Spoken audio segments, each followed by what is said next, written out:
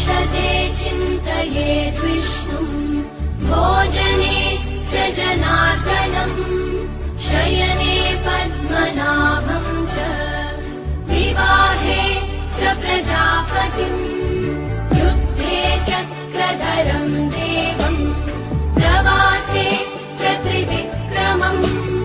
नारायणम् तनुत्यागे श्रीधरम् प्रियसङ्गमे दुःस्वप्ने स्मर गोविन्दम् सङ्कटे मधुसूदनम् आनने नारसिंहम् च पावके जलशायिनम्